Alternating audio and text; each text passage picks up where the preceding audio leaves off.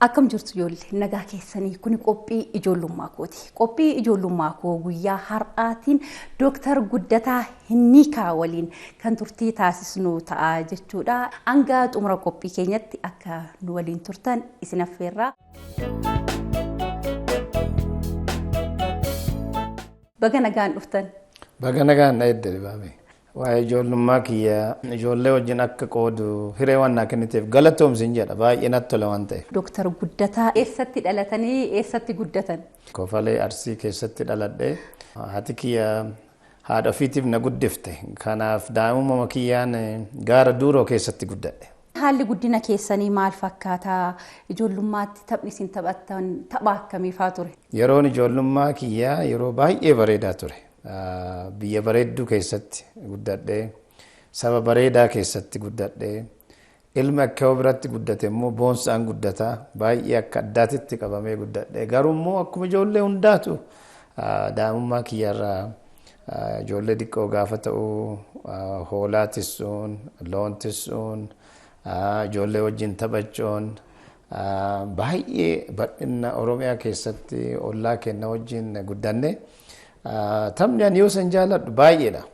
Tokko fiigicha ijoollee waliin fiinnaa gara biraa kubbaa harkaa taphannaa kubbaa miilaa taphannaa yoo san carqii walitti sufneeti kaka kubbaa miilaa harkaas taphannu kobboo jedhanii namni gariin yoo san korbobboo jedhani waan akka gaalee tokko kamarame isa ulee qabattee waraanta baay'ee jabaa ture isaanis andan fardaan garmaamna ijoollee taanee farda dudda qullaa irra kortee fardaan garmaamna waliin bakka loon tiksitanitti jechuudha bakka loon tiksinutti haanni hin jiru fuuloon hin jiru lugaamni hin jiru akkanumaan farda irra kortee fardaan garmaamta baay'ee yeroo bareedaa ture yeroo baay'ee namatti tolu ture.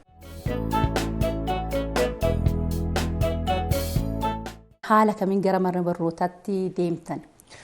Barnoota akka seenu kana godhe akka hotiyya akaakayyuu kiyya wajjin yaada barumsaa kana baay'ee guddaa qaban warri baratan akkam fagoo akka deeman waan arganiif nullee ammoo akka barannee akkuma warra baratee jabaatee afoo deemu san akka deemu hawwii guddaa qaban waan tureef akaakayyuun kiyya du'ee ture akka wanti baay'ee na dhiibde.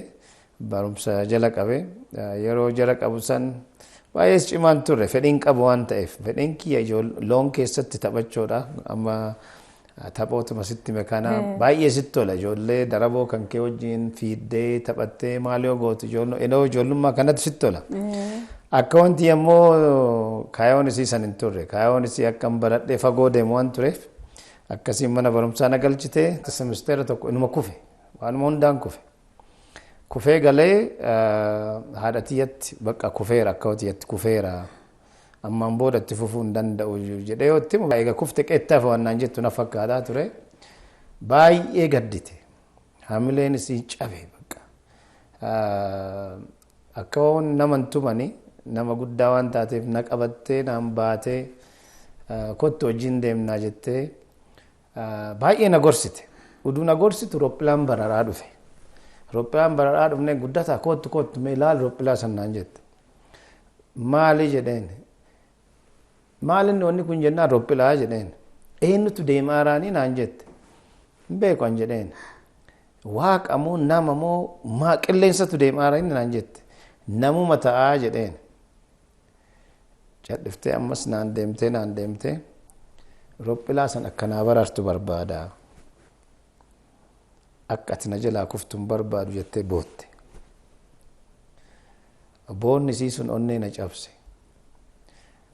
Maaliif ani isii baay'ee jaaladha waan ta'eef isiif waan naa ta'e hundaa hin godhaaf waan ta'eef moomentii jireenya kiyyaa ka jijjiire san. Achiin booda hin boo'inii hin baradhaa jedhee kutadhee ba'e. Waan sidin kutaa 5 kutaa 6 maatirikii fudhee sadarkaa guddaan ba'e. Ministirii fudhattanii? Ministirii fudhee. In fact ennaa gabaabaa keessatti dhaqee fatanama hundaayyuu 100 argachuu jala qabe. Hin dinqame namni nu. Dinqame maaliif? Onnee isin keessa ture jechuudha. Onneen attu maaliif kutin kutadhe ka barachuu qabaaf duuba deemuu hin danda'u. isii ummata ammaan boodan gaddisiisu yaada jedhuun ufafatti deeme. Achiin booda barumsi simmi'aa adeema ka. Simmi'aa adeema. Maatirikii fudhee akka gaariitti darbee ufafoo deemee kutaa torbaa kama pablikitti gale Kuyyaraa iddoo jedhamti. Achiin booda adventistii seene 8ffatti. Achi grading kiyas wanti kiyya hundinuu sadarkaa gaariin tokkoffaa yeroo tokko maybe lammaffaa garuu tokkoffaa darbee barumsi simmi'aa sa'aatii sanitti waa hundaa hin barattaa sitti tolaa hamreen sitti uumamaa akkasiin ufafoo deema. Barumsa kiyya amma kutaa 12 adventistitti fide Ethiopia Adventist College ka jedhamu Kuyyara ka jiru Arsii keessa. Achi akkuma fixeen Ameerikaa deeme. Kolleejii kiyyaaf medical school waan hundaayyuu residency fellowship ana biyya Ameerikaatti baradhe amma almost waggaa 40 fixee 41ffatti deemaara. Waggaa kee guutuu ani biyya Ameerikaa ture jechuu dandeetta. Carraa barumsaa argattamoo akkamitti gara biyya alaa deemtan? Yes, carraa barumsaa argadhe. Maaliif biyya kanatti kutaa 12 akka gaariitti fixee sponsorship obboleessi kiyya Dr. Nugusee ka jedhamu yoo san biyya alaa ture ana barbaade academic positioning kiyya gaarii waan tureef akkuma salphatti waaqayyo karaa naa bane sponsorship argadhe gaaf tokko hin dhaabne barumsa kiyya waggaa 8 keessatti waa hundaa fixe waggaa darbe kaawwan hujumaan dabarse waggaa 30 kan. Achi gaafa deemtan barumsa fayyaa barattan jechuudha. Achi gaafa deemtu dura kolleejii seenta. Maaliif high school fite waan ta'eef biyya akka biyya kana qajeeluma medicine seentu achi yoo seente waggaa 4f koorsuma barbaadde barachuu dandeessa. Ana immoo medicine seene maaliif medical field seene qormaanni fudhatte suni mediciniif gara biraa akkasi galchu qormaata san. Qormaata sanittis waaqayyo na gargaaree akka gaarii hojjedhe medical school ciccimoota biyya keessa jirtu hundatti xalayaa kiyya ergee baay'een isaanii na fudhatanii iddoo sponsorship gaarii naa kennaniif iddoo barbaadutti deemee akka gaariitti baradhe. Dr. Guddataan yeroo dhuma ammaallee biyya alaatti kan isin jiraattanii garuu immoo naannoo dhaloota keessanitti as deebi'uudhaan hawaasan keessaa bahee tajaajiluun qaba jettanii dhimmamuudhaan hospitaala waliigalaa ijaartanii hawaasni naannoo keessanii akkanumas hawaasni biyya keenya akkatti tajaajilamu taasistanii jirtu. Kana taasisuudhaaf maaltu isin kakaase? Galatoomi gaafii gaarii na gaafatte. Dura ka jala qabneen iyyuu barumsaan ture. Iddootti dhaladhe sanitti high schooliin hin turre. Namni naannoo kennaa akka kiyya baratee achi keessaa ka bahe baay'een turre. Maaliif ijoolleen ciccimoonni turan achi keessa kana caalan iyyuu. Garuu mana barumsaa deemanii barachuuf adaarii buluu qaban. Ijoolleen qotee bulaa ganzaban qabdu. Deemanii kaanii torbee tokko turanii torbee lama turanii ji'a tokko turanii mana galu. Kanaaf access to education jechuun manni barumsaa gahaan naannoo isaanii waan hin jirreef namni ciccimaan baay'een gaara sanitti qotee bulama ta'anii hafan. Kanaaf haati manaatii yaafanii dura maal godhuu qabna jennee yoo yaadu maaltu achi nu baasee asiin nu ga'e barumsa. Achi baasee asiin nu bahe barumsa waan ta'eef ummanni keenya barumsaa gugurdaa high school itti ga'uu yoo hin dandeenye high school ummata keenyatti fiduu dandeenya jennee mari'anne. Baay'ee cimaa ture yeroo sanitti baadiyyaa Oromiyaa keessatti high school waggaa 50f baadiyyaatti ijaarameen beeku naan jedhan yoo iyyama gaafan. Waaqayyoon haa galatu baay'ee xaarree obboleewwan kiyya wajjin community wajjin bulchiinsa biyyaa wajjin high school dura gaara Duuroo keessatti godee keessatti ijaarre. 2010 akka faranjiititti high school graduate goone. Godina Arsii lixaa eessa jechuudha? Godina Arsii lixaa gaara Duuroo keessatti iddoo accessibility hin qabne. Maal sitti fakkaata achi keessa ijoolleen yaanadha doktorii ka ta'an injineera ka ta'an warri biyya bulchaanan kana yoo argitu akkam si gammachiisa. Mana barumsa isin ijaartanii itti baratanii amma sadarkaa guddaa kan gahan jiru jechuudha. Sadarkaa gugurdaarra jiran. Mana ijaarree mootummaa kennine deemaa gargaarra malee access of education namni keenya qabaachuun namni keenya laafaa ta'eetii miti kan kufee duubatti hafe. Hiree barumsaa dhabuu kana waan ta'eef hiree barumsaa uummata kanaa yoo kennitu uummanni kun hagam akka jabaatee deemu mul'isa. Waaqayyoon haa galatu immoo amanu achitti dhaabne communitiin naannoo jiru hundi nullee dhaabaa jedhanii amma haayiskuulii gara 7tu dhaabameera baadiyyaa sanniin keessa. Mind you hin danda'ama. Danda'amee nu callaa ijaaruun hin taane bakka biraattis ijaaramee namni kenna baay'ee kasi gammachiisu akka gaariitti barataa jiru akkuma baadiyyaa keessaa bahee iddoo kana jiru namni achi baanii iddoo gugurdaa gaan adda lakkoofsan qaban. Kanaaf hospitaala ijaaruudhaan dura mana barumsaa ijaartanii hawaasa naannoo keessaniif gumaachitanii turtan jechuudha. Amma mee gara hospitaalatti haa deebinu hospitaalli isin ijaartanii hawaasa keessaniif akka itti tajaajilamu taasisaa jirtan maal jedhama? Yoom eegalee? Gaafii gaariidha. Hospitaala Nageellee Arsii General Hospital and Medical College jedhama. Nageelluma keessatti ijaarre. Kana godhe jaalala biyyaa, jaalala ijoollummaa kiyyaa, jaalala saba wajjin qabu. Jaalalli kun onnee kan kee keessa yoo jiraate rakkoo uummataa beekta.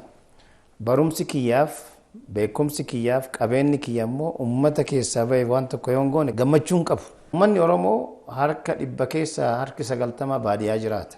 Magaalaan jiraatu. So hospitaalichallee an ufii ijaaraan jiru waan ta'eef qabeenyallee rabbi guddaa biyya alaatitti naa kenneera waan ta'eef hospitaala ta'ee mana barumsaa akka ijaaruuf ummataaf waan ta'eef iddoo ummanni jirutti fidee ijaaruu qaba. Yoo kufes haa kufu. Iddoo ummanni jirutti ijaarree waan qulqulluu ta'e waan saba keenya tajaajila yoo goone Waaqayyo iddoo qabachiisaa yaada jedhuun jala qabne.